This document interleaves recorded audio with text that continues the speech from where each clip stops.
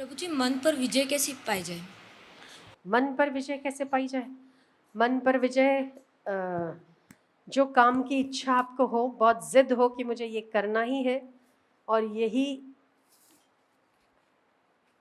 आपकी जिद दूसरों को परेशान कर रही है,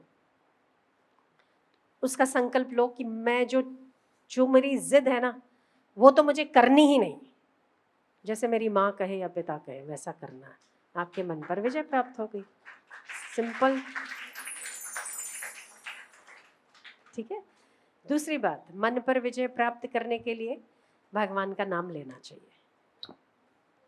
किसी भी भगवान को आप मानते हो, आप तो इतने अच्छे भोले भाले बच्चे हो, आप तो भगवान से, अपने गुरु से बातें कर सकते हो। देखो भगवान, मेरे को ये बात करने की, ये मुझे ये इच्छा है, मुझे ये चाहिए, पर देखो मुझे चाहिए ना, आपको दिलानी है तो आप दिलाओ, नहीं दिलाओ तो मैं आपके जो कुछ भी दिला रहे हो उसमें मैं खुश हूं।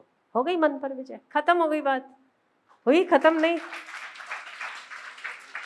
आप मेरे भगवान हो। आपका कोई भगवान तो होगा, कोई भगवान है आपका? है। तो देखो भगवान, मुझे ये वाली चीज चाहिए, ठीक है, मुझे चाहिए, पर अगर आपको नहीं दिलानी है, कोई बात नहीं, जैसे आप रखो वैसे मैं रहने को तैयार हूं।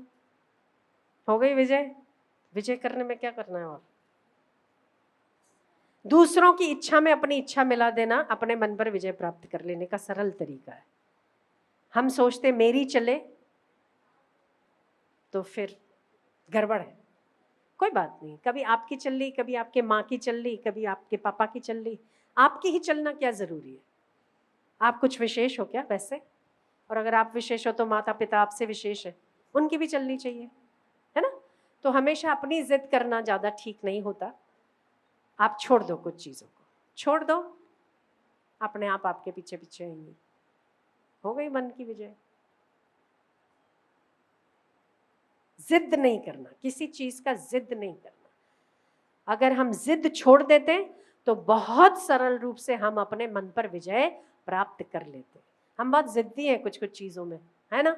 ऐसा ही होना चाहिए, ऐसा ही होना चाहिए। भगवान भी सोचता है ऐसा नहीं ही होना चाहिए। आप परेशान होते हैं बीच में, जिद छोड़ दो। हुआ तो ठीक, नहीं हुआ तो और बढ़िया। जैसे तेरी मर्जी, एक मंत्र याद रख लो, तेरी मर्जी पूर्ण हो। कौन सी? क्या? तेरी मर्जी पूरी हो। किसकी मर्जी? भगवान की मर्जी। तो जब हम तेरी मर्जी पूरी करते हैं तो हम अपने मन पर अपने आप नियंत्रण प्राप्त कर सकते हैं।